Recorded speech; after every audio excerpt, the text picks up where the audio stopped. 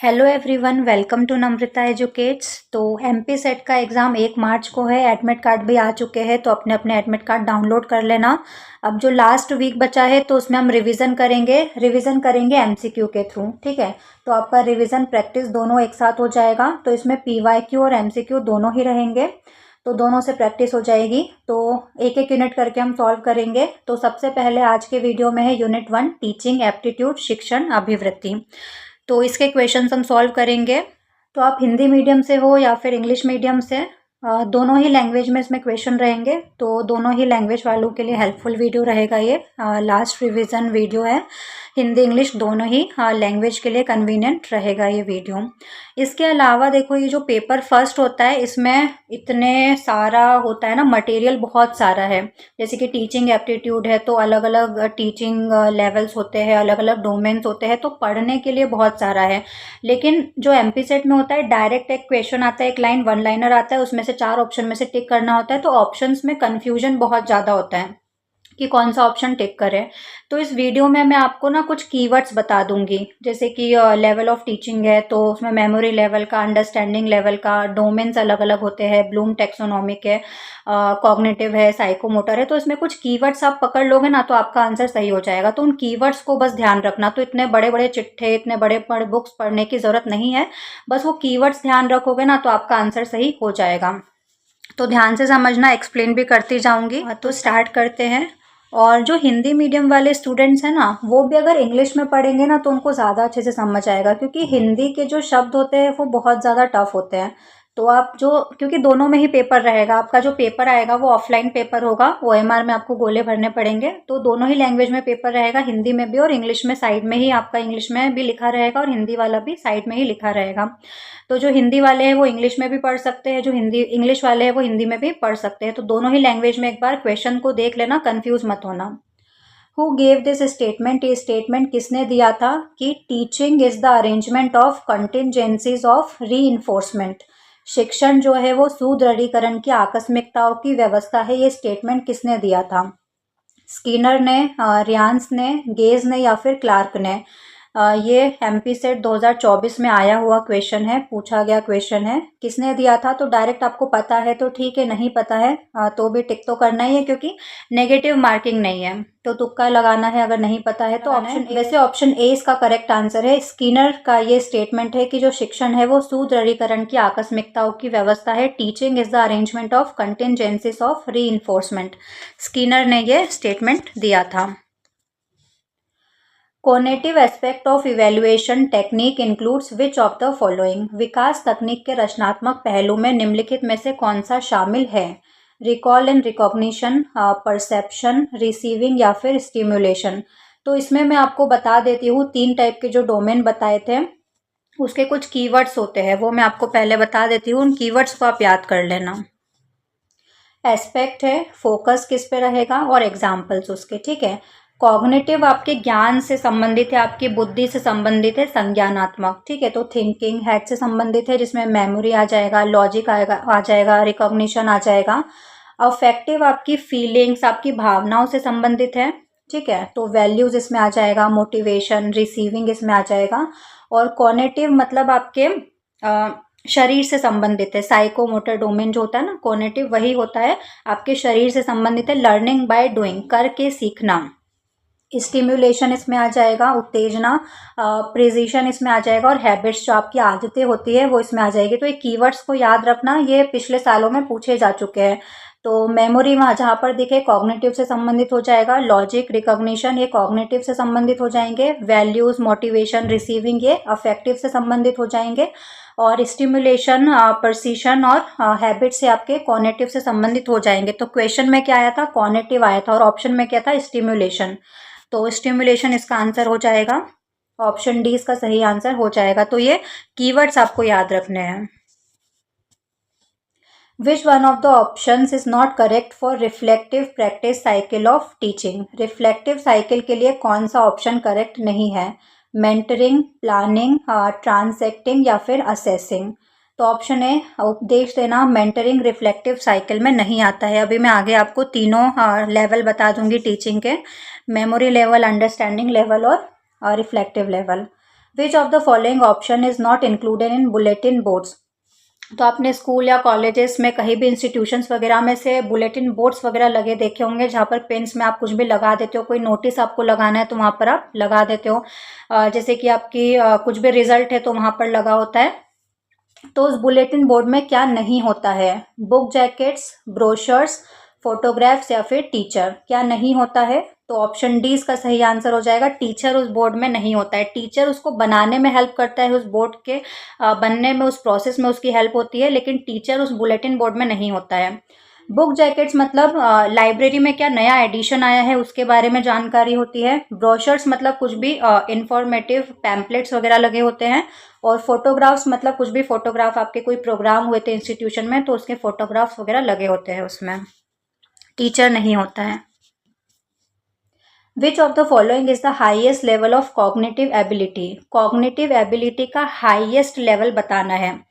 तो जो ब्लूम था, बेंजामिन ब्लूम, उसने 1956 में 3 डोमेन दिए थे। कौन कौन से थे? कॉग्निटिव डोमेन था, साइकोमोटर डोमेन था और अफेक्टिव डोमेन था। कॉग्निटिव डोमेन आपके ज्ञान से संबंधित है, जिसके अलग अलग लेवल बताए थे।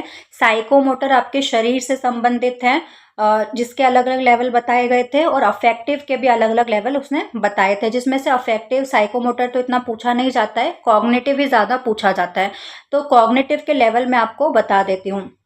सबसे लोएस्ट लेवल क्या होता है? रिमेम्बरिंग, याद करना। फिर दूसरा होता है अंडरस्टैंडिंग, समझना। फिर होता है एप्लीकेशन, उसको उपयोग में लाना, उसका अनुप्रयोग करना। उसके बाद आता है एनालिसिस, ठीक है, उसको अलग अलग डिवाइड करके चीज़ों में बांट को उसको एनालाइज करना, फिर उसको सिंथेसाइज करना, और सबसे लास्ट में आता है इवेल्युएट करना। सबसे लास्ट में कौन सा आता है? हाईएस्ट लेवल, इवेल्युएट करना। तो इसमें हाईएस्ट लेवल पूछा था कॉग्निटिव एबिलिटी का, तो क्या हो जाएगा? इवेल्युएटिंग। ऑप्शन डी इसका करेक्ट आंसर हो जाएगा। बाकी याद रखना, सबसे लोएस्ट लेवल पूछ ले तो कौन सा होता है? रिमेम्बरिंग, नोइंग या फिर रिमेम्बरिंग, जानना। फिर अंडरस्टैंडिंग, फिर एप्लीकेशन, फिर एनालाइजिंग, फिर सिंथेसाइज करना और फिर इवेल्युएट करना। इसके अलावा इसमें 2001 में कुछ चेंजेस भी किए गए थे।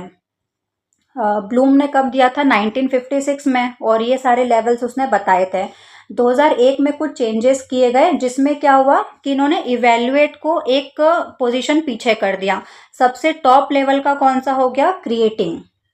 कौन सा हो गया? क्रिएटिंग। क्रिएट करना, सिंथेसाइज करना, वो सबसे हाईएस्ट लेवल का हो गया। तो ऑप्शन में हमारे पास था नहीं वो, वरना हम क्या लगाते? क्रिएटिंग। तो 2001 में कुछ चेंजेस हुए थे, तो उसको याद रखना। 2001 के अकॉर्डिंग सबसे हाईएस्ट लेवल कौन सा है? क्रिएटिंग। और क्रिएटिंग से पहले आ जाता है इवेल्युएटिंग। इवेल्युएटिंग, फिर उसके बाद क्रिएटिंग। क्रिएटिंग सबसे हाईएस्ट हो जाएगा। तो ये ध्यान रखना, ठीक है। यहाँ पे लिखा हुआ भी है, according to Bloom's taxonomy the cognitive domain is categorise into 6 level. 6 level है उसके। Original version evaluation, making judgement based on criteria was the highest, ये हाईएस्ट है। लेकिन 2001 में इसका रिवाइज वर्जन आया था, जिसमें क्या हो गया था? क्रिएटिंग सबसे हाईएस्ट लेवल हो गया था। लेकिन वो ऑप्शन में हमारे पास नहीं था, तो इसलिए हमने पुराने वाले के अकॉर्डिंग इवेल्युएशन इसका आंसर लगा दिया। In which level of teaching the learner gets an opportunity to discriminate at length between positive and negative exemplars of concept? शिक्षण के किस स्तर पर शिक्षार्थी को अवधारणाओं के सकारात्मक और नकारात्मक उदाहरणों के बीच विस्तार से अंतर करने का अवसर मिलता है? अब यहाँ पर मैं आपको लेवल ऑफ टीचिंग समझा देती हूँ। 3 लेवल ऑफ टीचिंग होते हैं। सबसे प्रारंभिक स्तर कौन सा होता है? मेमोरी लेवल, फिर अंडरस्टैंडिंग लेवल, और उसके बाद आता है रिफ्लेक्टिव लेवल, ठीक है। मेमोरी लेवल में रोट लर्निंग होती है, सिर्फ आपको याद करना होता है, चीज़ों को रटना, याद करना। अंडरस्टैंडिंग में समझना होता है, तो पॉजिटिव नेगेटिव्स को ना हर एस्पेक्ट में देख के रखना, समझना, ये किस में आता है? अंडरस्टैंडिंग लेवल में। रिफ्लेक्टिव लेवल में क्रिटिकल थिंकिंग आ जाएगी, ठीक है, क्रिएटिव एबिलिटी, क्रिएटिव थिंकिंग, तो ये कीवर्ड्स याद रखना। मेमोरी लेवल में रोट लर्निंग, रटना, क्रैमिंग, है ना, रटना ही होता है उसका मतलब भी। अंडरस्टैंडिंग में पॉजिटिव नेगेटिव के बीच अंतर करना, हर एस्पेक्ट में देखना उसको। और रिफ्लेक्टिव लेवल में क्या आ जाएगा? क्रिएटिव थिंकिंग और क्रिएटिव एबिलिटी आ जाएगी इसमें, और क्रिटिकल थिंकिंग वगैरह आपके रिफ्लेक्टिव लेवल में आ जाएगा। तो यहाँ पे क्वेश्चन सकारात्मक नकारात्मक, पॉजिटिव नेगेटिव का आ गया है, तो कौन सा आ जाएगा? Understanding level. इस तरह से आपको कीवर्ड्स को पकड़ना है। ऑप्शन बी इसका करेक्ट आंसर हो जाएगा। Which among the following is a learner centred method of teaching? कौन सी मेथड में जो लर्नर जो सीखने वाला होता है स्टूडेंट सेंटर में होता है? लेक्चरिंग व्याख्यान में, टीम टीचिंग टीम शिक्षण में, प्रोजेक्ट मेथड परियोजना विधि में, या फिर डेमोन्स्ट्रेशन मेथड प्रदर्शन विधि में? तो ऑप्शन से देखते हैं। तो देखो लेक्चरिंग, तो लेक्चर तो टीचर देता है ना, स्टूडेंट सिर्फ सुनता है, उसमें तो लर्नर सेंटर में नहीं है। टीम टीचिंग, उसमें भी दो या दो से ज़्यादा टीचर्स मिलके उसमें सिखाते हैं, इसमें भी नहीं है। प्रोजेक्ट मेथड और डेमोन्स्ट्रेशन मेथड, तो डेमोन्स्ट्रेशन भी टीचर करके बताएगा, डेमो देगा। वहीं पर प्रोजेक्ट मेथड में क्या होता है, एक जो लर्नर है स्टूडेंट उसको खुद से प्रैक्टिकल करके सीखना होगा। ठीक है, तो इसमें आंसर क्या आ जाएगा? ऑप्शन सी, प्रोजेक्ट मेथड, जिसमें लर्नर सेंटर में होता है। क्योंकि प्रोजेक्ट कौन बनाएगा? लर्नर बनाएगा। प्रैक्टिकल कौन करेगा? लर्नर करेगा। Evaluation that is conducted periodically during the instructional process is called. शिक्षण प्रक्रिया के दौरान समय समय पर आयोजित किए जाने वाले मूल्यांकन को क्या कहा जाता है? अब यहाँ पर मैं आपको समझा देती हूँ, यहाँ पर पूरे टॉपिक भी आपके कवर होते जा रहे हैं क्वेश्चंस के साथ में। तो दो टाइप का इवैल्यूएशन, दो टाइप का असेसमेंट होता है, एक फॉर्मेटिव असेसमेंट और एक समेटिव असेसमेंट। फॉर्मेटिव असेसमेंट में आप याद रखना, जो कोर्स चल रहा है उसके दौरान, ड्यूरिंग द कोर्स आपका जो असेसमेंट होता है, जैसे आपके क्लास टेस्ट हो गए, है ना, चैप्टर वाइज टेस्ट हो रहा है, क्लास टेस्ट हो गया, क्विजेस चल रही है, तो वो क्या हो जाएगा? Formative assessment. और वहीं पर आपका पूरा कोर्स खत्म हो चुका है और जो फाइनल एग्जाम होती है, सेमेस्टर एग्जाम हो गई, फाइनल एग्जाम हो गई, वो किस में आता है? समेटिव असेसमेंट में। तो ये दोनों याद रखना, समेटिव और फॉर्मेटिव क्या होता है। अब यहाँ पर क्या बोला है? ड्यूरिंग द इंस्ट्रक्शनल प्रोसेस, है ना, उस कोर्स के दौरान, ड्यूरिंग चल रहा है तो मतलब फॉर्मेटिव हो जाएगा। ऑप्शन बी इसका करेक्ट आंसर हो जाएगा। और सेशन के एंड में होता तो समेटिव हो जाता। विच of the following is an example of cognitive domain activity? Cognitive मतलब आपके ज्ञान से संबंधित है, मेमोरी से संबंधित है। ऑप्शन देखते हैं। Developing a positive attitude, positive attitude develop करना, learning a physical skill, learn करना, recalling a mathematical formula recall करना, या फिर participating in a group discussion, group discussion में पार्टिसिपेट करना। तो एलिमिनेट करो। पॉजिटिव एटीट्यूड डेवलप करना, ये तो किस में आ जाएगा? अफेक्टिव, है ना, क्योंकि वैल्यू डेवलप कर रहे हैं, आपका कैरेक्टर बना रहे हैं कुछ, तो उसमें आ जाएगा। फिजिकल तो साइकोमोटर में आ जाएगा, आपके शरीर से संबंधित है। मैथमेटिकल फॉर्मूला रिकॉल करना तो याद करना, मेमोरी से संबंधित है। कॉग्निटिव ज्ञान से संबंधित है, तो ऑप्शन सी इसका करेक्ट आंसर हो जाएगा। कॉग्निटिव डोमेन में क्या आ जाएगा? रिकॉलिंग अ मैथमेटिकल फॉर्मूला, गणितीय सूत्र को याद करना। The micro teaching technique is use for which of the following? सूक्ष्म शिक्षण तकनीक का उपयोग निम्नलिखित में से किसके लिए किया जाता है? टीचिंग डिफिकल्ट कंसेप्ट, कठिन अवधारणाओं को पढ़ाने के लिए, प्रिपरेशन फॉर कॉम्पिटिटिव एग्जाम्स, प्रतियोगी परीक्षाओं की तैयारी के लिए, developing teaching skills and teacher, शिक्षकों में शिक्षण कौशल विकसित करने के लिए, या फिर इवेल्युएटिंग स्टूडेंट परफॉर्मेंस, छात्रों के प्रदर्शन का मूल्यांकन करना। तो जो माइक्रो टीचिंग होती है वो टीचर ट्रेनिंग के लिए होती है, जिसमें टीचर्स की ट्रेनिंग करवाई जाती है। तो developing teaching skills in teacher, शिक्षकों में कोई भी स्किल डेवलप करना, माइक्रो टीचिंग के अंतर्गत आता है। तो ऑप्शन सी इसका करेक्ट आंसर हो जाएगा। यहाँ पर लिखा भी है, आप पढ़ सकते हो। Which type of memory is most involve in rote learning? Rote मैंने बताया था रटने में कौन सी आती है? फर्स्ट लेवल मेमोरी लेवल, प्रारंभिक स्तर होता है। तो semantic memory, logical memory, mechanical memory, इसका सही आंसर हो जाएगा option C. Static and dynamic are two aspect of which element of teaching? स्थैतिक और गतिशील शिक्षण के किस तत्व के दो पहलू है? स्टैटिक और डायनामिक दो एस्पेक्ट होते हैं टीचिंग के किस एलिमेंट के लिए? करिकुलम पाठ्यक्रम के लिए, टीचर शिक्षक के लिए, एनवायरनमेंट वातावरण के लिए, या फिर इवैल्यूएशन मूल्यांकन के लिए? तो स्टैटिक और डायनामिक जो दो एस्पेक्ट होते हैं वो करिकुलम के दो एस्पेक्ट होते हैं, पाठ्यक्रम के दो एस्पेक्ट होते हैं। जिसमें स्टैटिक वाला क्या होता है? जैसे सिलेबस है वो फिक्स है आपका, वो चेंज नहीं होगा। स्टैटिक मतलब चेंज नहीं होगा, वही रहेगा। तो एक आपका सिलेबस हो गया, एक आपकी टेक्स्ट बुक्स हो गई, वो भी चेंज नहीं होगी, वो पूरे कोर्स के दौरान वही रहेगी। तो सिलेबस और टेक्स्ट बुक वगैरह किस में आ जाएगी? स्टैटिक में। वहीं पर डायनामिक क्या हो जाएगा? जहाँ पर टीचर खुद तो क्लासरूम में पढ़ाने आ रहा है, तो अब वो रट के तो आएगा नहीं पूरा चैप्टर की line by line word to word उसने पूरा रटा हुआ है वहीं, तो कुछ चेंजेस होंगे वहीं पर। बच्चा कोई लर्नर है, वो टीचर से कोई क्वेश्चन पूछ रहा है तो वहाँ पर उसको उसका आंसर देना पड़ेगा। तो ये चीज़ें क्या हो जाएगी, डायनेमिक, जो कि पहले से फिक्स नहीं है। जैसे कि आजकल के जो पॉडकास्ट आते हैं, वो कई सारे पॉडकास्ट तो पहले से फिक्स होते हैं, उनको बता दिया जाता है कि आपको ये क्वेश्चन पूछना है और हमको ये आंसर देना है, तो वो तो स्टैटिक हो जाएगा।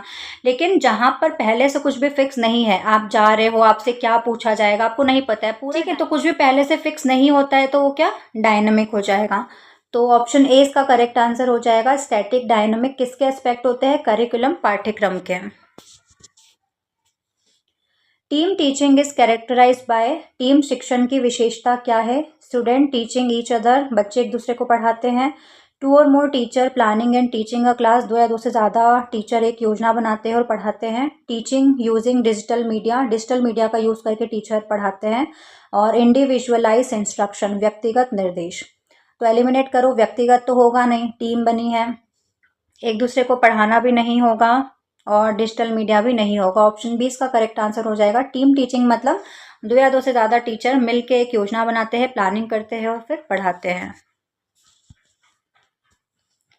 Which of the following describe the affective domain of learning, affective किससे संबंधित था, आपकी फीलिंग्स, आपकी भावनाओं से। ऑप्शन देखो, स्किल एंड फिजिकल कोऑर्डिनेशन, नहीं। इंटेलेक्चुअल एबिलिटीज, नॉलेज, नहीं, ये मेमोरी से संबंधित है। एटीट्यूड, वैल्यूज, इमोशंस, बिल्कुल इमोशन, भावनाएं, तो ऑप्शन सी इसका करेक्ट आंसर हो जाएगा। अब देखो जो कीवर्ड्स है उससे फटाफट से टिक हो जाते हैं answer. Memory, recall of facts, नहीं, मेमोरी लेवल हो जाएगा ये तो। Cognitive domain. Evaluation that is use to identify the specific causes of learning difficulties is, शिक्षण की कठिनाइयों के विशिष्ट कारणों की पहचान करने के लिए किस मूल्यांकन का उपयोग किया जाता है। Summative evaluation, diagnostic evaluation, formative evaluation या फिर प्लेसमेंट इवेल्युएशन। तो प्लेसमेंट तो आपको पता है ना, कोई भी कंपनी आती है आपके कॉलेज में और फिर आपका प्लेसमेंट हो जाता है, तो ये तो नहीं होगा। समेटिव, पूरा कोर्स खत्म होने के बाद जो फाइनल एग्जाम होता है, तो ये भी नहीं होगा। फॉर्मेटिव, फॉर्मेटिव में आपके जो क्लास टेस्ट होते हैं ड्यूरिंग द सेशन, तो फॉर्मेटिव में नहीं होगा। यहाँ पर क्या बोला है, स्पेसिफिक कोर्स, कोई स्पेसिफिक कारण है, कोई विशिष्ट कारण है, उसकी पहचान करना। जैसे कि मान लो एक डॉक्टर है और एक पेशेंट उस डॉक्टर के पास आया है, तो डॉक्टर क्या करेगा, पहले उसकी बीमारी को डायग्नोज करेगा, ठीक है, उसकी बीमारी को डायग्नोज करेगा और फिर रेमेडी प्रोवाइड करेगा कि अच्छा आपको ये वाले उपचार की ज़रूरत है। तो वैसे एक जो टीचर होता है, शिक्षक, वो लर्नर से पूछेगा कि अच्छा क्या प्रॉब्लम है, कहाँ उसको सीखने में परेशानी आ रही है, उसकी प्रॉब्लम को डायग्नोज करेगा और फिर उसको रेमेडी देगा कि अच्छा इस तरह से आप सीख सकते हो। तो डायग्नोस्टिक इवेल्युएशन इसका आंसर हो जाएगा। नैदानिक मूल्यांकन।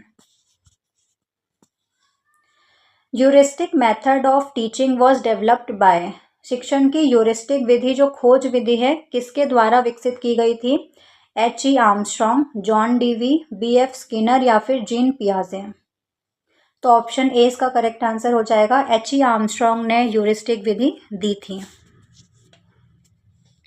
विच of the following is a characteristic of reflective level of teaching, निम्नलिखित में से कौन सा शिक्षण के चिंतनशील स्तर की विशेषता है। तो रिफ्लेक्टिव लेवल में क्या बताया था, सबसे हाईएस्ट लेवल होता है मेमोरी लेवल, फिर अंडरस्टैंडिंग लेवल और फिर रिफ्लेक्टिव लेवल, जिसमें क्रिटिकल थिंकिंग आती है। तो it is teacher centred and road based, रटने वाली तो मेमोरी लेवल में आ जाएगी, तो ये नहीं होगा। It involves problem solving and critical thinking, तो ऑप्शन बी इसका करेक्ट आंसर हो जाएगा। कीवर्ड्स अगर आपको याद है ना, तो आपके आंसर फटाफट टिक हो जाएंगे। It focus on memorising definition, memorise करना मेमोरी लेवल में आ जाएगा। It is the lowest level of teaching, teaching का लोएस्ट लेवल नहीं होता है, हाईएस्ट लेवल होता है ये। In the context of classroom, proxemics refers to, कक्षा के संदर्भ में प्रोक्सीमिक्स का तात्पर्य क्या है, प्रोक्सीमिक्स क्या होता है। The use of visual aids, दृश्य सहायता का उपयोग करना। The use of space in communication, संचार में स्थान का उपयोग। The timing of a lecture, व्याख्यान का समय। या फिर the tone of teachers voice, शिक्षक की आवाज़ का लहजा। तो प्रॉक्सिमिक्स मतलब होता है, ऑप्शन बी इसका करेक्ट आंसर हो जाएगा, the use of space in communication, संचार में स्थान का उपयोग। प्रॉक्सिमिक्स मतलब जो शारीरिक दूरी होती है एक टीचर और एक लर्नर के बीच की। कक्षा में एक टीचर कहाँ पर है, एक लर्नर कहाँ पर बैठा हुआ है, फर्स्ट बेंच पर है, लास्ट बेंच पर है, तो ये बहुत इफेक्ट करता है टीचिंग को, है ना। टीचिंग लर्निंग प्रोसेस को बहुत इफेक्ट करता है कि कितनी दूरी है एक शिक्षक और एक लर्नर के बीच की। तो प्रोक्सेमिक्स का मतलब क्या होता है? The use of space and communication. The memory level, जो लोएस्ट लेवल होता है टीचिंग का, is primarily associated with which educational thinker. शिक्षण का स्मृति स्तर मुख्य रूप से किस शैक्षिक विचारक से जुड़ा है? हर्बर्ट, मॉरिसन, हंट या फिर ब्लूम? तो ऑप्शन ए हर्बर्ट इसका सही आंसर हो जाएगा। Which of the following is an academic characteristic of an adult learner? निम्नलिखित में से कौन सी एक वयस्क शिक्षार्थी की शैक्षणिक विशेषता है? एडल्ट लर्नर की बात हो रही है यहाँ पर। Seeking, peer approval, emotional instability, गोल ओरिएंटेड लर्निंग या फिर फिजिकल ग्रोथ? तो देखो, फिजिकल ग्रोथ तो उनकी हो चुकी होती है, तभी तो वो एडल्ट हुए हैं। सहकर्मी अनुमोदन प्राप्त करना, पीयर अप्रूवल की उनको ज़रूरत नहीं होती। उनका मेच्योरिटी लेवल बहुत हाई हो चुका होता है, इतनी मेच्योरिटी उनमें आ चुकी होती है कि उनको आसपास के लोगों से फ़र्क नहीं पड़ता है कि कौन उनके बारे में क्या सोच रहा है। इमोशनल इंस्टेबिलिटी भी नहीं होती है, इमोशनली बहुत स्ट्रांग हो चुके होते हैं एडल्ट्स, ठीक है। तो गोल ओरिएंटेड लर्निंग होती है, उनका लक्ष्य, उनका उद्देश्य होता है उनके पास, उसके हिसाब से वो लर्निंग करते हैं। Goal oriented learning, option C इसका करेक्ट आंसर हो जाएगा। Which factor affecting teaching is related to instructional facilities? शिक्षण को प्रभावित करने वाला कौन सा कारक शिक्षण सुविधाओं से संबंधित है? Teachers communication skills, availability of smart board and labs, students prior knowledge या फिर इंस्टीट्यूशनल रेपुटेशन? तो यही अफेक्ट करता है, स्मार्ट बोर्ड, लैब्स वगैरह कैसी है। Under the Swayam platform the 4 quadrant approaches include? स्वयं प्लेटफॉर्म में 4 क्वाड्रेंट कौन कौन से होते हैं? तो एक ई ट्यूटोरियल होता है जिसमें वीडियो लेक्चर्स होते हैं, ई कंटेंट होता है जिसमें पीडीएफ फाइल्स, लिखित सामग्री होती है पढ़ने के लिए, वेब रिसोर्सेज होते हैं, एक्सटर्नल लिंक्स वगैरह उसमें होती है, और सेल्फ असेसमेंट जिसमें क्विजेस वगैरह होती है जिसमें आप खुद को मूल्यांकित कर सकते हो, खुद का मूल्यांकन कर सकते हो। तो ऑप्शन देखते हैं। वीडियो लेक्चर होते हैं, स्पेशलाइज रीडिंग मटेरियल होता है मतलब ई कंटेंट, सेल्फ असेसमेंट होता है, और ऑनलाइन डिस्कशन फोरम मतलब वही वेब रिसोर्सेज। तो ऑप्शन ए इसका करेक्ट आंसर हो जाएगा। तो नाम चेंज थोड़े से हो गए हैं, याद रखना। वीडियो लेक्चर मतलब ई ट्यूटोरियल, स्पेशलाइज रीडिंग मटेरियल मतलब ई कंटेंट, सेल्फ असेसमेंट तो वही है, और ऑनलाइन डिस्कशन फोरम मतलब वेब रिसोर्सेज, है ना। टेक्स्ट बुक इसमें नहीं होती है, वीडियो कॉल्स वगैरह, लाइब्रेरी वगैरह इसमें नहीं होती है, वर्कशॉप, न्यूज़पेपर वगैरह इसमें नहीं होते हैं ये। Choice based credit system CBCS allows student to choose elective courses from. विकल्प आधारित क्रेडिट प्रणाली जो सीबीसीएस है, छात्रों को ऐच्छिक पाठ्यक्रम चुनने की अनुमति देती है। Only with in their own department, सिर्फ अपने विभाग के भीतर से। ओनली फ्रॉम वोकेशनल सब्जेक्ट, केवल व्यावसायिक विषयों से। अक्रॉस डिसिप्लिन्स डिपार्टमेंट, विभिन्न विषयों विभागों से वो चूज कर सकते हैं। या फिर based on teachers recommendation only, शिक्षक ने जो रिकमेंड किया है उसी के बेसिस पर वो चूज कर सकते हैं। तो जो सीबीसीएस होता है उसमें किसी भी विषय विभाग से वो चूज कर सकते हैं। तो ऑप्शन सी इसका करेक्ट आंसर हो जाएगा। Summative evaluation is best describe as, योगात्मक मूल्यांकन को सबसे अच्छे रूप में वर्णित किया गया है। दो मैंने बताए थे आपको, फॉर्मेटिव इवैल्यूएशन और समेटिव इवैल्यूएशन। फॉर्मेटिव कोर्स के दौरान होता है, बीच बीच में जो क्लास टेस्ट होते हैं, चैप्टर के टेस्ट होते हैं, चैप्टर वाइज टेस्ट वगैरह होते हैं, क्विजेस होती है, वो फॉर्मेटिव।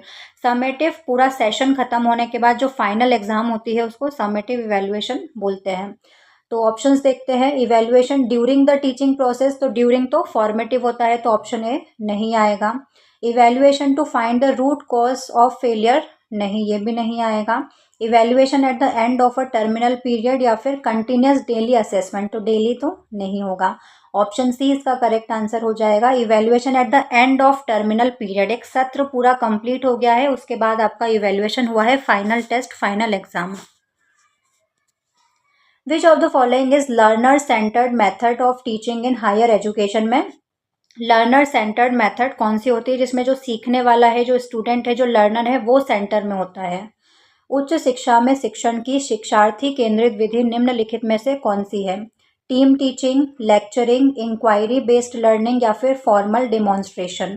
तो टीम टीचिंग तो टीचर सेंटर्ड हो जाएगी क्योंकि इसमें दो या दो से ज़्यादा टीचर्स होते हैं, तो ये ऑप्शन नहीं होगा।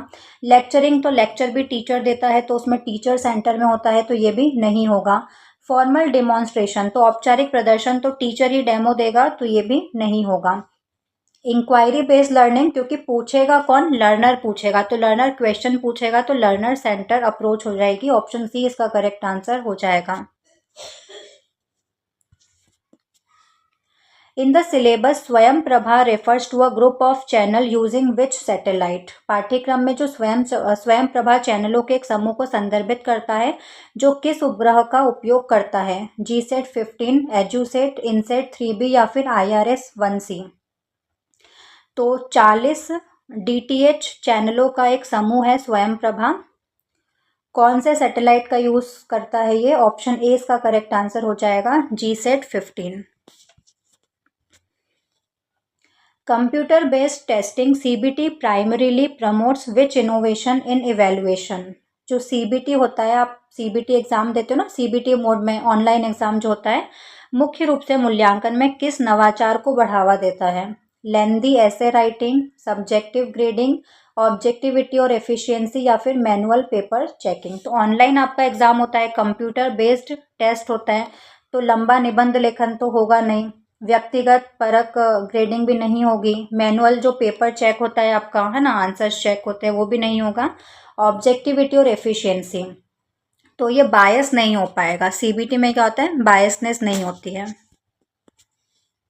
Reflective level of teaching differs from understanding level because it focuses on. जो रिफ्लेक्टिव लेवल है टीचिंग का वो अंडरस्टैंडिंग लेवल से अलग है क्योंकि जो रिफ्लेक्टिव लेवल होता है उसमें क्रिटिकल थिंकिंग होती है। तो कीवर्ड्स आपको याद आ जाना चाहिए, रिपीटेशन ऑफ फैक्ट्स नहीं, क्रिएटिव प्रॉब्लम सॉल्विंग, तो ऑप्शन बी इसका करेक्ट आंसर हो जाएगा। टीचर डोमिनेंस नहीं, सिंपल कॉम्प्रहेंशन नहीं। Adolescent learners are often characterized by egocentrism in a classroom.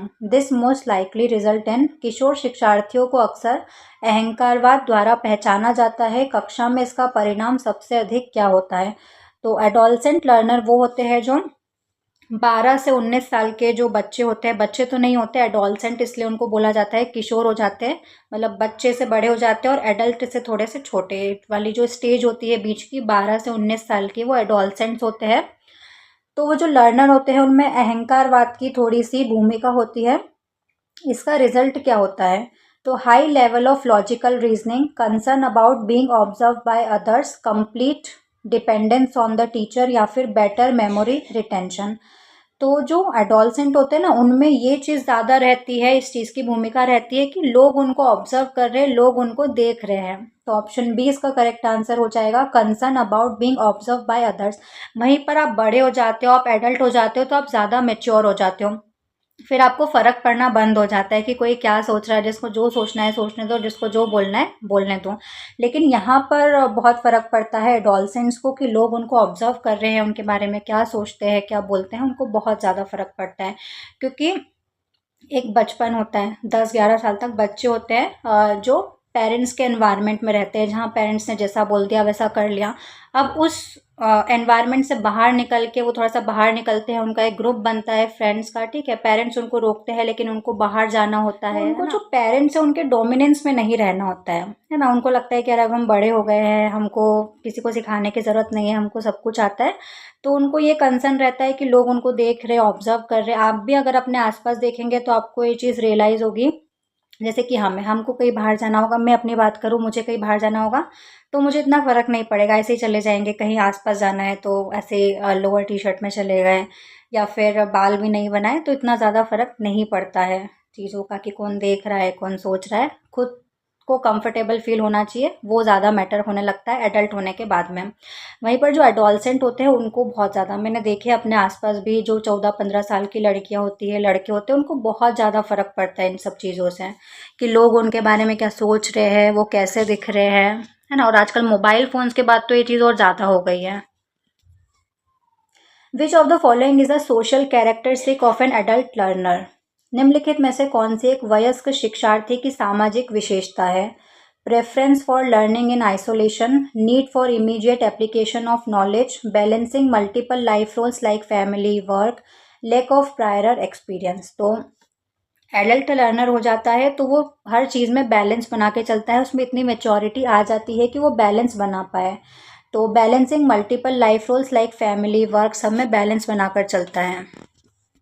In the context of factors affecting teaching, which of the following is an institutional factor? कौन सा institutional factor होगा? शिक्षण को प्रभावित करने वाले कारकों के संदर्भ में शिक्षण को बहुत सारे कारक, बहुत सारे फैक्टर्स प्रभावित करते हैं। कौन सा कारक संस्थागत कारक है? इंस्टीट्यूशनल फैक्टर कौन सा है? Teachers enthusiasm for the subject, learners socio economic background, teacher student ratio in the classroom, या फिर availability of text book in the library. तो संस्थागत कारक कौन सा हो जाएगा? टीचर स्टूडेंट का क्या रेशियो है। अगर एक टीचर पे 30 स्टूडेंट्स है, वहीं एक टीचर पे 50-60 स्टूडेंट है, तो कहाँ पर शिक्षण अच्छे से हो पाएगा? जहाँ एक टीचर पे 30 स्टूडेंट है, उतना ही टीचर उन स्टूडेंट्स पर ध्यान दे पाएगा। The Swayam platform is primarily design to achieve which 3 cardinal principle of education policy.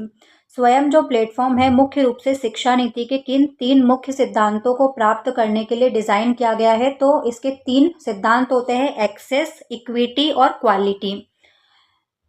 तो ऑप्शन ए इसका करेक्ट आंसर हो जाएगा, एक्सेस, इक्विटी और क्वालिटी, पहुंच, निष्पक्षता और गुणवत्ता। याद कर लेना, ये 3 सिद्धांत होते हैं, एक्सेस, इक्विटी और quality. Which evaluation system is designed to provide continuous and comprehensive feedback during the instructional period? अब कीवर्ड पकड़ो, ड्यूरिंग बोला है तो ड्यूरिंग कौन सा असेसमेंट होता है? फॉर्मेटिव, ठीक है, क्लास के बीच में, सेशन के दौरान, कोर्स के दौरान। Summative, formative, norm reference evaluation या फिर टर्मिनल। तो ऑप्शन 20 का करेक्ट आंसर हो जाएगा, ड्यूरिंग द इंस्ट्रक्शनल पीरियड है तो फॉर्मेटिव इवेल्युएशन होता है। Individual differences in a classroom imply that a teacher should, कक्षा में जो व्यक्तिगत भिन्नता होती है, इंडिविजुअल डिफरेंसेस होते हैं, का तात्पर्य है कि एक शिक्षक को, तो बहुत सारे स्टूडेंट हैं, किसी का social background, socio economic background, सभी स्टूडेंट्स का अलग अलग होता है ना, सभी की मानसिक स्थिति, बौद्धिक क्षमता सभी की अलग होती है। तो ऐसे में टीचर को क्या करना चाहिए?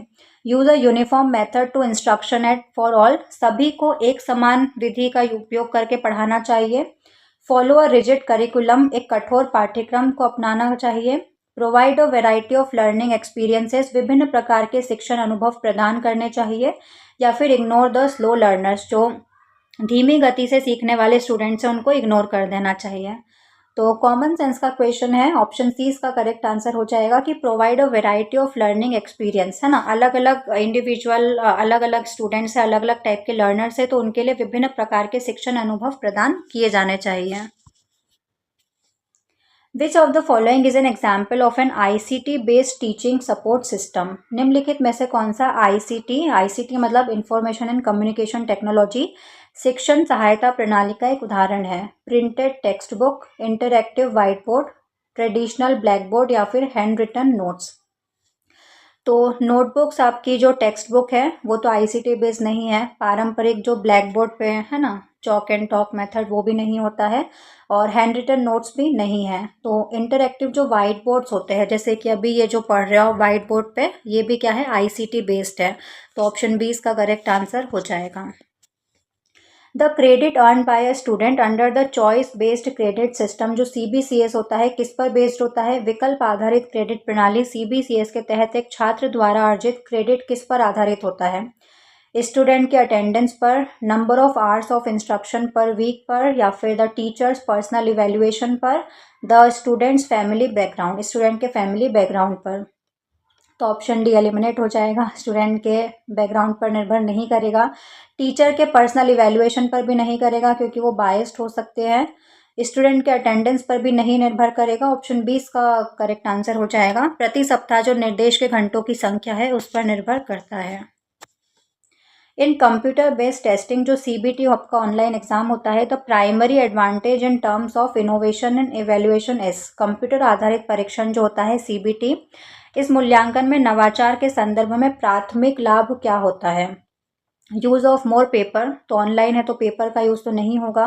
स्लो रिजल्ट डिक्लेरेशन नहीं। आपने देखा होगा, आपने ऑनलाइन एग्जाम दिया होगा तो फटाफट से आपका एग्जाम खत्म हो, आपका स्कोर आपको पता चल जाता है। High reliability on immediate feedback या फिर मैनुअल मार्किंग सिस्टम, तो मैनुअल मार्किंग सिस्टम नहीं होता है। ऑप्शन सी इसका करेक्ट आंसर हो जाएगा। हाई रिलायबिलिटी ज़्यादा विश्वसनीय होता है क्योंकि बायस नहीं होगा, सभी का एक जैसा पेपर चेक हुआ है। मैनुअली कोई टीचर पेपर चेक करता तो उसमें बायस हो सकता था ना स्टूडेंट के लिए, कि किसने कौन सा आंसर सही लिखा है, इसको किसी को 4 नंबर दे दिए, किसी को 4.5 नंबर दे दिए।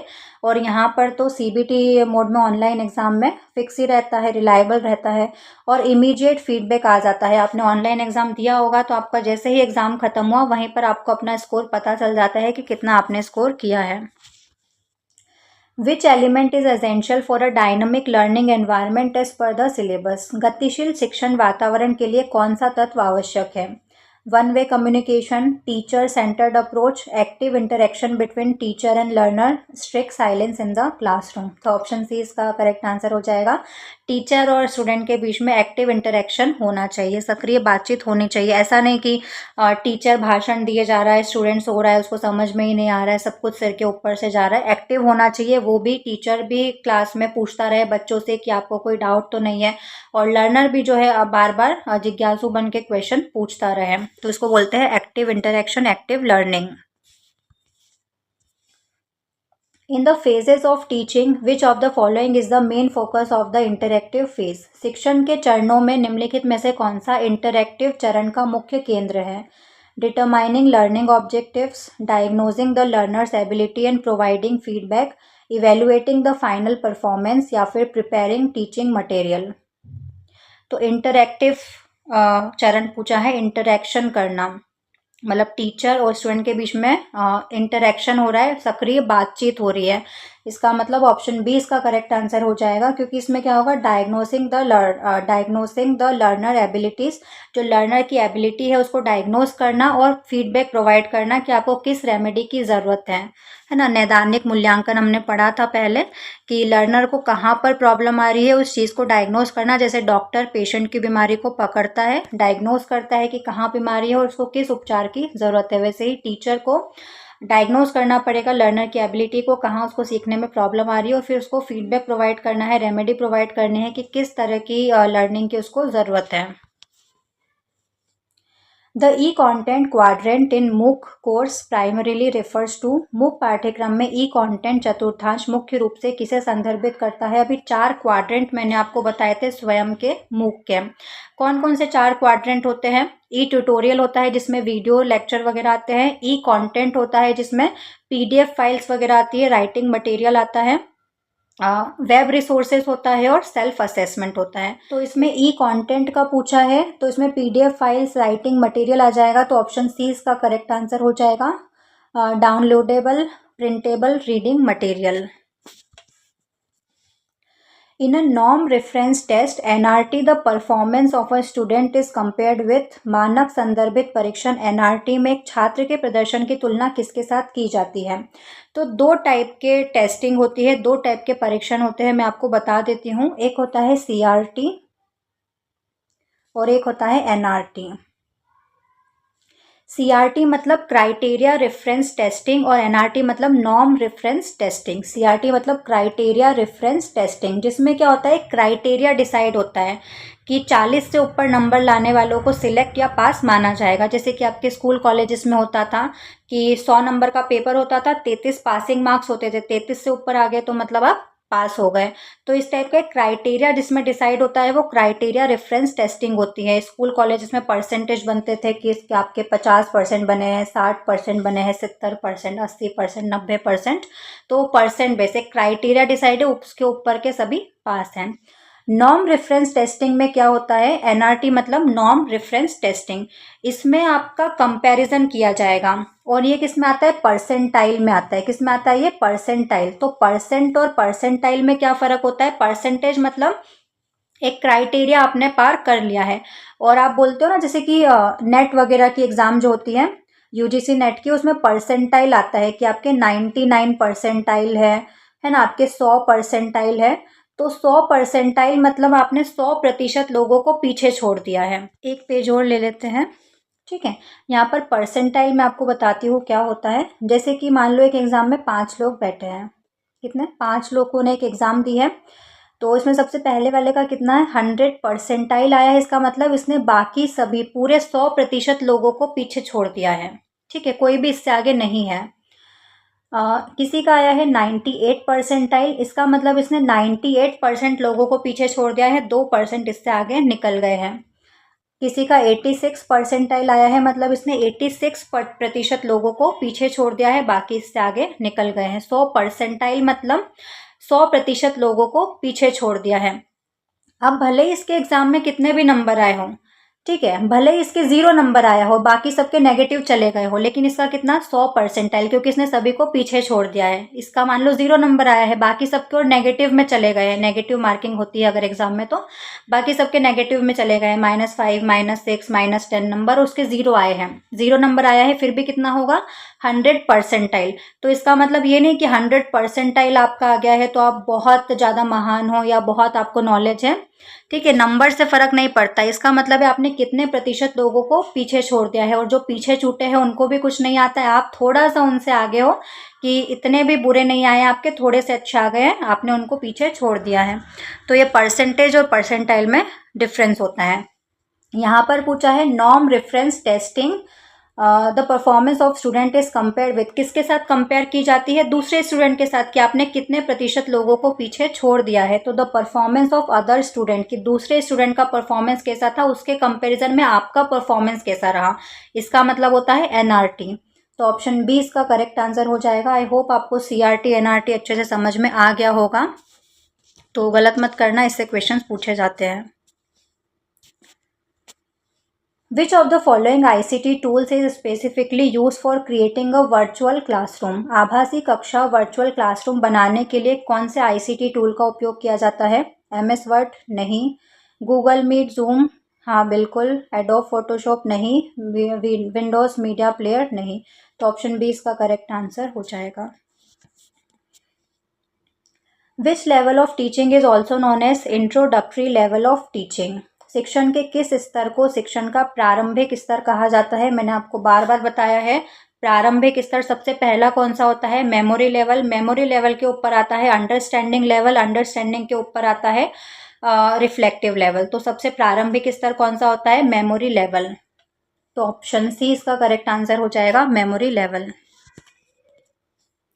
Andragogy is the term specifically used for the science of teaching which group of learners? Andragogy शब्द विशेष रूप से किस समूह के शिक्षार्थियों को पढ़ाने के विज्ञान के लिए उपयोग किया जाता है? इन्फेंट, शिशु को पढ़ाने के लिए, एडोलसेंट लर्नर, किशोर शिक्षार्थियों के लिए, एडल्ट लर्नर्स, वयस्क शिक्षार्थी के लिए, या फिर एक्सेप्शनल चिल्ड्रन, विशिष्ट बच्चों के लिए। तो एंड्रागोजी एडल्ट लर्नर्स के लिए उपयोग की जाती है। तो ऑप्शन सी इसका करेक्ट आंसर हो जाएगा। एंड्रागोजी किससे संबंधित है? एडल्ट लर्निंग से। वहीं पे बच्चों के लिए कौन सी आती है? पेडागोजी। आपने पढ़ा होगा पेडागोजी किस में आती है? बच्चों के लिए, जहाँ पर जो बच्चे होते हैं ना पूरी तरह से टीचर पर डिपेंडेंट होते हैं। आपने देखा होगा जो बहुत छोटे से बच्चे होते हैं, आपके घर में कोई बच्चे होंगे, तो वो आप कुछ भी उनको सिखा दोगे लेकिन वो यही बोलेंगे हमारी मैम ने तो ये बताया था। उनके लिए उनकी मैम सब कुछ होती है, उनकी जो स्कूल की मैम है वो सब कुछ होती है उन छोटे बच्चों के लिए। तो जो छोटे बच्चे होते हैं वो पूरी तरह से टीचर पर डिपेंड होते हैं, क्या पढ़ना है कैसे पढ़ना है उनको कुछ भी नहीं पता होता है, ना उनमें इतना समझ का स्तर विकसित होता है। उनको बस ABCD रटा दी जाती है कि A के बाद B आएगा, फिर C आएगा, 1 2 3 याद करवा दिया जाता है। तो ये सब चीज़ें याद करवानी होती है। तो जो बच्चों की लर्निंग होती है वो पेडागोजी में आती है, जो एडल्ट लर्निंग होती है वो एंड्रागोजी में आती है, जिसमें जो एडल्ट होते हैं वो सेल्फ डायरेक्टेड हो जाते हैं कि उनको थोड़ा बहुत मार्गदर्शित कर दिया जाए, थोड़ा उनको गाइडेंस दे दिया जाए तो फिर वो खुद से सीख सकते हैं। In a criteria reference test, जो CRT मैंने आपको बताया, ठीक है, the main focus of evaluation is to measure student rank in the class, mastery of specific learning task और objective, comparison with the best student. तो कंपैरिजन तो नहीं होता है, वो NRT में होता है। स्टूडेंट सोशल बिहेवियर, ये भी नहीं है, तो A या B में से कुछ आएगा। तो स्टूडेंट रैंक इन क्लास, नहीं, रैंक तो नहीं होती है, ऑप्शन बी इसका करेक्ट आंसर हो जाएगा। Mastery of specific learning task और ऑब्जेक्टिव, उसमें मास्टरी कर लेना, आपका ये क्राइटेरिया था, इस क्राइटेरिया को आपने पार कर लिया है। Which among the following is the most suitable method for teaching skills like typing और स्विमिंग। टाइपिंग या तैराकी जैसे कौशल स्किल्स को सीखने के लिए कौन सी सबसे उपयुक्त विधि है? Lecture method, discussion method, demonstration cum practice method या फिर सेमिनार मेथड। तो आप सेमिनार तो लोगे नहीं कि जिनको स्विमिंग सीखनी है आप सेमिनार ले रहे हो बड़े बड़े, ये तो बिल्कुल नहीं होगा। लेक्चर दे रहे हो आप सिखाने के लिए कि ये बटरफ्लाई स्ट्रोक ऐसे होता है, ऐसे हाथ चलाना है, ऐसे पैर चलाना है। डिस्कशन करोगे आप बैठ के नहीं। तो कोई भी स्किल अगर सिखानी है और स्विमिंग अगर सीखनी है तो बाहर बैठकर स्विमिंग नहीं सीख सकते हो। स्विमिंग सीखने के लिए आपको पानी में उतरना पड़ेगा। तो डेमोन्स्ट्रेशन कम प्रैक्टिस मेथड, तो डेमो देना पड़ेगा, टीचर को करके बताना पड़ेगा, है ना, लर्नर को कि कैसे स्विमिंग की जाती है और प्रैक्टिस करनी पड़ेगी। तो demonstration cum practice method. Typing में भी यही होगा, आपको गाड़ी चलाना सीखना है तो आपको प्रैक्टिस करनी पड़ेगी, डेमो देना पड़ेगा। तो कोई भी स्किल आपको सीखनी है तो सिर्फ आप लेक्चर से काम नहीं चलेगा कि आपने 4 किताबें पढ़ ली उसकी तो आपको आ जाएगा, आपको करके देखना पड़ेगा। Learning by doing. Which of the following is an example of continuous and comprehensive evaluation. निम्नलिखित में से कौन सा सतत और व्यापक मूल्यांकन का एक उदाहरण है? Only final semester exam, periodic test, assignment, observation of behaviour, entrance exam of for admission, national level merit scholarship exam. तो मैंने बोला था कंटिन्यूस चल रहा है during the session, during the course, तो वो कौन सा हो जाएगा? आपके पीरियोडिक टेस्ट, असाइनमेंट हो रहे हैं, है ना, बिहेवियर का ऑब्जर्वेशन हो रहा है। ऑप्शन 20 का करेक्ट आंसर हो जाएगा। इन the context of online teaching what does synchronous learning mean. Online शिक्षण के संदर्भ में सिंक्रोनस लर्निंग का क्या अर्थ होता है? Learning at one's own pace and time, real time interaction between teacher and student, learning through printed postal material या फिर watching pre recorded videos at night, रात में प्री रिकॉर्डेड वीडियोज़ को देखना। तो देखो दो टाइप की लर्निंग यहाँ पर मैं आपको बताते हुए, एक होती है सिंक्रोनस लर्निंग और एक होती है एसिंक्रोनस लर्निंग। सिंक्रोनस लर्निंग मतलब जो टीचर स्टूडेंट के बीच में क्या होता है, एक रियल टाइम इंटरेक्शन होता है। जैसे कि आप जूम मीटिंग में देख लो, है ना, आप यूट्यूब लाइव कर रहे हो तो उसमें भी हो जाएगा कि जहाँ पर टीचर और स्टूडेंट के बीच में लाइव बातचीत हो रही है, रियल टाइम इंटरेक्शन हो रहा है। वहीं पर एसिंक्रोनस लर्निंग क्या हो जाएगी, आप मान लो रिकॉर्डेड लेक्चर को देख रहे हो, जैसे कि ये वाला जो लेक्चर है ये कौन सा लर्निंग हो जाएगी? एसिंक्रोनस, क्योंकि मैंने यहाँ पर रिकॉर्ड कर दिया है, आप अपने टाइम कन्वीनियंस के हिसाब से इसको कभी भी देख सकते हो, तो एसिंक्रोनस में आ जाएगा ये जो मेरा वीडियो है वो। सिंक्रोनस लर्निंग पूछा है तो ऑप्शन 20 का करेक्ट आंसर हो जाएगा। जैसे कि यूट्यूब लाइव वगैरह होता है, जूम मीटिंग हो जाती है, रियल टाइम इंटरेक्शन होता है टीचर और स्टूडेंट के बीच में।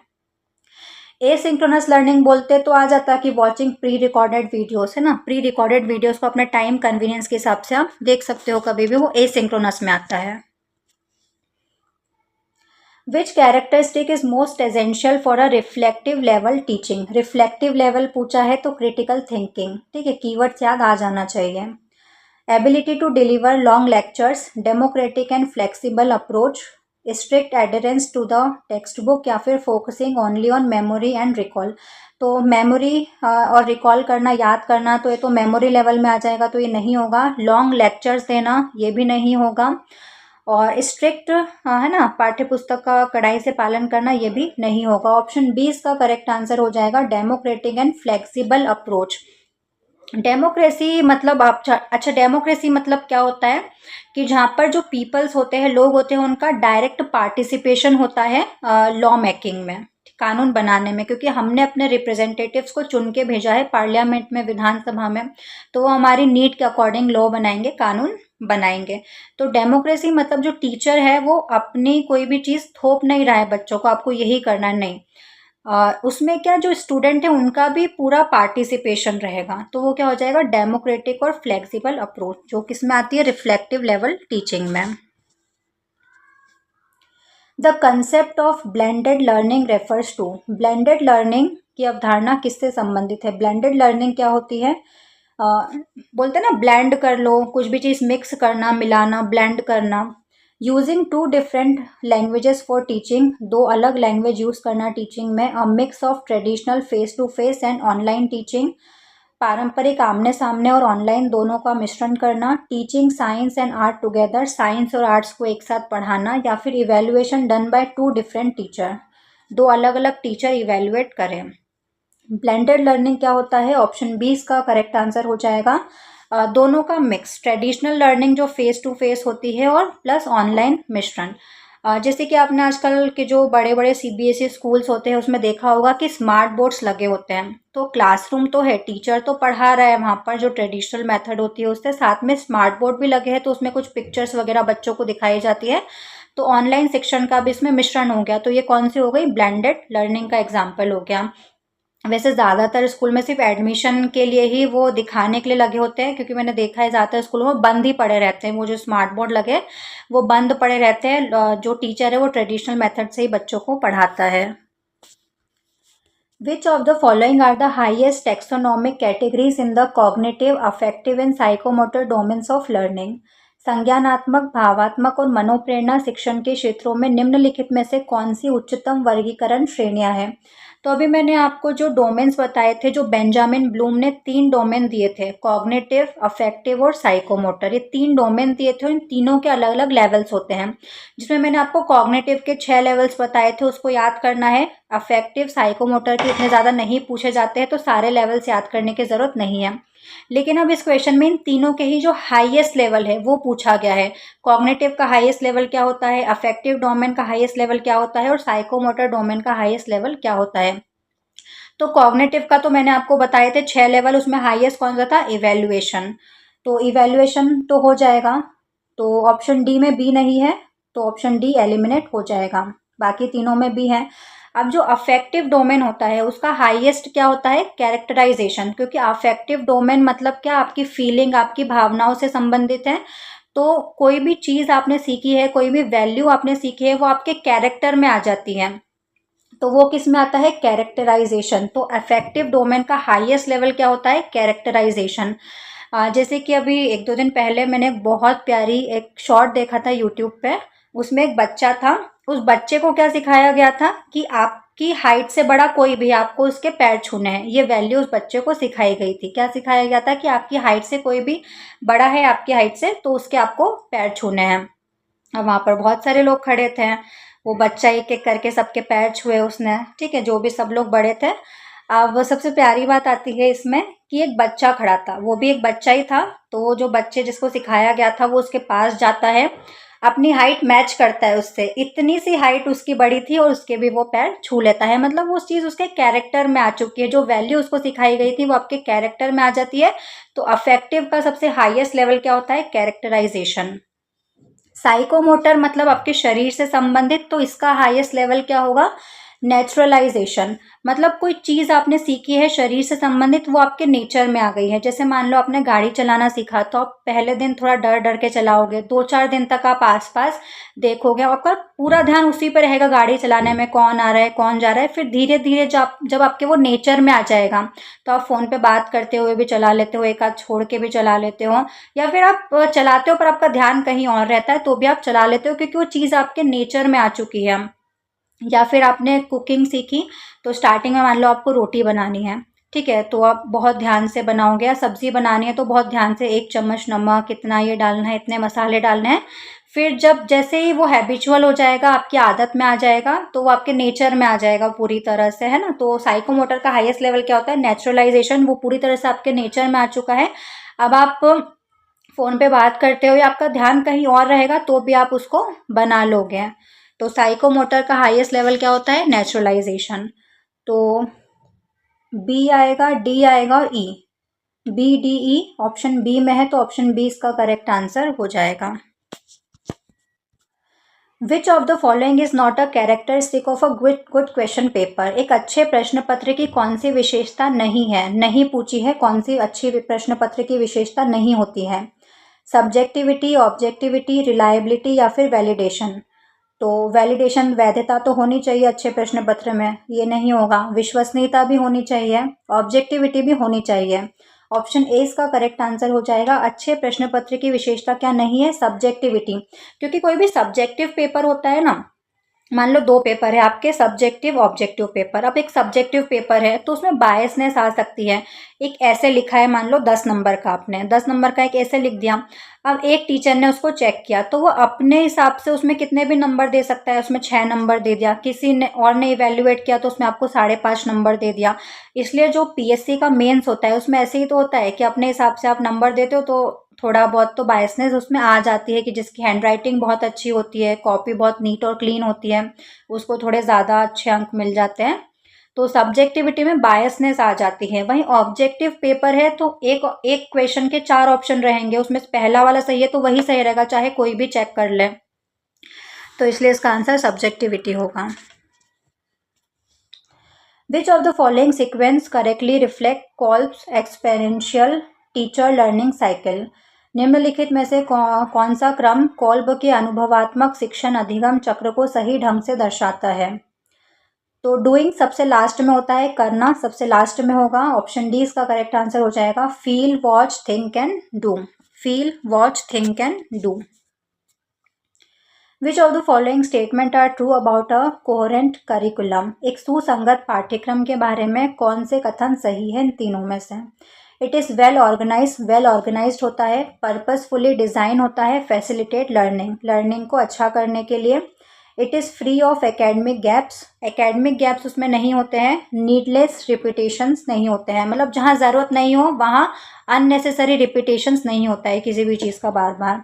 It is align across lesson, lessons पूरे अलाइन होते हैं। Courses, subject areas, grade levels, जैसे कि मान लो आप क्लास 5th और क्लास 6 का सिलेबस अलाइन रहेगा। क्लास 5th में आपने जहाँ तक सीखा था उसके आगे का ही आपको सिखाएंगे, ऐसा नहीं कि क्लास 6 का पहले आ गया, क्लास 5th का बाद में आ गया, तो ऐसा नहीं होता है। तो तीनों ही सही है बिल्कुल, ऑप्शन डी इसका करेक्ट आंसर हो जाएगा। The variability or flexibility of delivery during the presentation of a lesson by a teacher is called? शिक्षक के द्वारा पाठ की प्रस्तुति के दौरान जो वितरण की परिवर्तनशीलता या लचीलापन होता है उसको क्या कहा जाता है? एक टीचर एक लेक्चर प्रेजेंट कर रहा है, एक चैप्टर को समझा रहा है स्टूडेंट्स को, तो उस टाइम जो कुछ परिवर्तन होते हैं, कुछ चेंजेस होते हैं, वो जो लचीलापन होता है उसको क्या कहा जाता है? Thinking curriculum, instructional variety, comprehension या फिर प्रोसीजरल नॉलेज? तो उसको इंस्ट्रक्शनल वैरायटी कहा जाता है। ऑप्शन बी इसका करेक्ट आंसर हो जाएगा, क्योंकि टीचिंग का कभी भी वो अच्छा तरीका नहीं हो सकता जहां आपने रट लिया और रट के बच्चों के सामने आके प्रेजेंट कर दिया। मछली जल की रानी है, जीवन उसका पानी है, जिस छोटे बच्चों को देखा होगा अपने वर्ड टू वर्ड रट लेते हैं सारी चीज़ें। या फिर गाय हमारी माता है, हमको कुछ नहीं आता है, गाय दूध देती है, गाय के 4 पैर होते हैं, इस तरह से जो बचपन में रटा दिया जाता था वो चीज़ नहीं होनी चाहिए। जो टीचर होता है वो कैसे प्रेजेंट करेगा, और एक कम्युनिकेशन स्किल होती है ताकि आप जिसको बोल रहे हो ना उसको आपकी बात अच्छे से समझ में आ जाए। तो इंस्ट्रक्शनल वैरायटी का मतलब क्या होता है कि जैसे वॉइस मॉड्यूलेशन, कहाँ पर आपको तेज करना है, कहाँ पर धीमा करना है, कौन सी बात को आपको तेज बोलना है, कौन सी बात को धीमे से बोलना है ना, कहाँ पर आपको अपनी आवाज़ को बढ़ाना है, कहाँ पर घटाना है, कहाँ पर पॉज देना है, कहाँ पर डायरेक्ट सेंटेंस को बोलना है। तो ये सब चीज़ें वो क्लास में पाठ की प्रस्तुति के दौरान ही थोड़ा बहुत परिवर्तन करता है टीचर, उसको क्या कहा जाता है? Instructional variety. All of the following are characteristic features of an effective teacher except, निम्नलिखित में से किसे छोड़कर सभी एक प्रभावी शिक्षक की विशिष्ट विशेषताएं हैं? चारों में से कोई एक ऑप्शन है जो प्रभावी टीचर की विशेषता नहीं है। Emphasis upon maintaining standard of education, शिक्षा के मानकों को बनाए रखने पर जोर देना। Emphasizing group discussion for the purpose of clarify objective, उद्देश्यों को स्पष्ट करने के उद्देश्य से समूह चर्चा पर जोर देना। Emphasise upon providing solution to immediate problems, तत्काल समस्याओं का समाधान प्रदान करने पर जोर देना। Differential treatment meted out to student of his class, अपनी कक्षा के छात्रों के साथ भेदभावपूर्ण व्यवहार करना। तो कॉमन सेंस का क्वेश्चन है ये, ऑप्शन डी इसका करेक्ट आंसर हो जाएगा। अपनी कक्षा के छात्रों के साथ भेदभावपूर्ण व्यवहार करना एक प्रभावी शिक्षक की विशेषता नहीं है। A student comes late to your class as a teacher you will, एक छात्र आपकी कक्षा में देर से आता है, एक शिक्षक के रूप में आप क्या करेंगे? Inform the principal and parents, प्रधानाचार्य और माता पिता को सूचित करेंगे। Punish him to set an example, उदाहरण पेश करने के लिए उसे दंडित करेंगे। Try to know the reason, कारण जानने का प्रयास करेंगे। It is not worth paying attention, इस पर ध्यान देना उचित नहीं है। तो देखो, जो इस तरह के क्वेश्चंस होते हैं ना, उसमें आपकी सोच कुछ भी हो वो नहीं, लेकिन एक नॉर्मल चीज़ क्या होती है उसके हिसाब से आपको आंसर टिक करना होता है। आप भले कुछ भी सोचते हो, आप एज अ टीचर मान लो आपकी क्लास में कोई लेट आया तो आप डांट दोगे उसको, वो आपके नेचर पे डिपेंड करता है, आपकी टीचिंग मेथड पे डिपेंड करता है कि आपको क्या लगता है। ठीक है, आपकी साइकोलॉजी पर डिपेंड करता है वो। लेकिन एक जनरल चीज़ की बात करें तो एक छात्र अगर आपकी कक्षा में देर से आता है तो आप कारण जानने का प्रयास करेंगे। ऑप्शन सी इसका करेक्ट आंसर हो जाएगा। Try to know the reason, कारण जानने का प्रयास करेंगे। जैसे कि एक क्वेश्चन आया था, एक बार मैंने पढ़ा था कहीं पर कि आप कहीं रास्ते से जा रहे हो और एक पत्थर बीच में पड़ा हुआ है, तो 4 ऑप्शन है, आप क्या करोगे उसमें से। पहला, उसको वहीं एज इट इज़ पड़ा रहने देंगे और इग्नोर करके आगे निकल जाएंगे। सेकंड है, उसको और बीच में लाके रख देंगे पत्थर को। थर्ड है, उसको एक किक मार देंगे, चलते चलते किक मार देते हैं पत्थर को तो उसको किक मार देंगे। चौथा है, उस पत्थर को उठाएंगे और उसको साइड में रख देंगे। अब आपका पर्सनल इंटेंशन कुछ भी हो कि आप कुछ भी करो उस पत्थर के साथ, आप किक भी मार सकते हो उसको, है ना, उसको एज इट इज़ इग्नोर, क्योंकि ज़्यादातर लोग इग्नोर करके ही निकल जाते हैं, उसको इग्नोर करोगे आप निकल जाओगे। लेकिन टिक क्या करना होगा आपको आंसर, कि उस पत्थर को उठाएंगे और उठाकर उसको साइड में रख देंगे। ठीक है, तो ये 57 क्वेश्चंस थे यूनिट 1 के। आई होप आपको टॉपिक्स भी समझ में आ गए होंगे, रिवाइज हो गए होंगे। इसका पीडीएफ चाहिए तो आपको टेलीग्राम चैनल पर मिल जाएगा। टेलीग्राम चैनल का लिंक आपको डिस्क्रिप्शन बॉक्स में मिल जाएगा, तो वहाँ से जाकर एक बार और इन सबको आप रिवाइज कर सकते हो। बाकी लेक्चर देखना बहुत ज़रूरी है। लास्ट तक आपने लेक्चर देखा होगा पूरा, तो आपको क्वेश्चंस के साथ में टॉपिक भी क्लियर होते गए होंगे। ठीक है, तो पीडीएफ से जाके एक बार और इन सबको रिवाइज कर सकते हो। और किसी टॉपिक पर अगर आपको वीडियो चाहिए तो वो मुझे कमेंट्स में बता सकते हो। इसके बाद यूनिट 2 का वीडियो आएगा, रिसर्च एप्टीट्यूड वाले का। और कुछ चेंजेस करने हो तो भी आप इसमें मुझे आप बता सकते हो। कोई डाउट हो तो वो भी कमेंट्स में पूछ सकते हो। वीडियो अगर हेल्पफुल लगा हो तो वीडियो को ज़्यादा से ज़्यादा शेयर करना, ताकि और भी बच्चों की हेल्प हो पाए। साथ ही लाइक करना, सब्सक्राइब करना चैनल को, और बेल आइकन ज़रूर से प्रेस कर लेना, ताकि और भी जो वीडियोस आने वाले हैं उनकी नोटिफिकेशन आप तक पहुंच जाए। और इसकी अलग से प्लेलिस्ट बना दूंगी पूरे एमपी सेट पेपर 1 की, तो आप इससे पूरा रिवाइज कर सकते हो सारी यूनिट्स को। और किसी टॉपिक पर वीडियो चाहिए तो वो भी बता सकते हो। तो आज के लिए बस इतना ही, हम मिलते हैं नेक्स्ट वीडियो में। जय हिंद।